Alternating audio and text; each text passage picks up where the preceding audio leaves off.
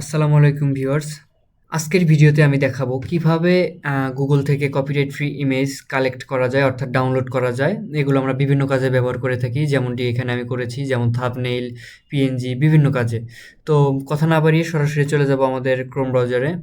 Chrome ব্রাউজারে গিয়ে এখানে সার্চ করব। সাপোজ আপনি যে ছবিটি ডাউনলোড করতে যাচ্ছেন, সাপোজ আমি ইউটিউবের লোগো ডাউনলোড করতে চাচ্ছি আমার থাম্বনেইলের জন্য।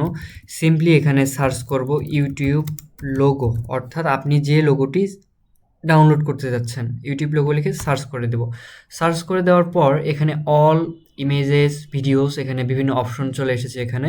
তো আমরা এখান থেকে ইমেজে চলে যাব। ইমেজেসে যাওয়ার পর এখান থেকে আপনি যে ছবিগুলো দেখতে পাচ্ছেন এগুলো সব কিন্তু কপিরাইট ফ্রি না, অর্থাৎ এগুলো সব আপনি ব্যবহার করতে পারবেন না, কারণ আপনি জানেন না এখানে কোনটা কপিরাইট ফ্রি এবং কোনটা কপিরাইট যুক্ত।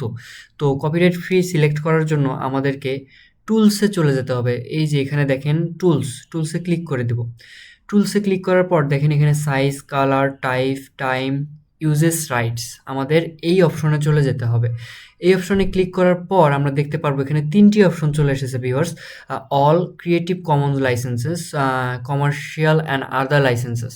তো আমরা এখান থেকে যে ক্রিয়েটিভ কমন লাইসেন্সেস এটা সিলেক্ট করে দেব। সিম্পলি সিলেক্ট করে দেওয়ার পর এখানে এখন যতগুলো ছবি এসেছে এখানে আপনি এগুলো নির্দ্বিধায় কোনো রিস্ক ছাড়া এগুলো আপনি ব্যবহার করতে পারবেন, অর্থাৎ কোনো সমস্যা হবে না এখানে।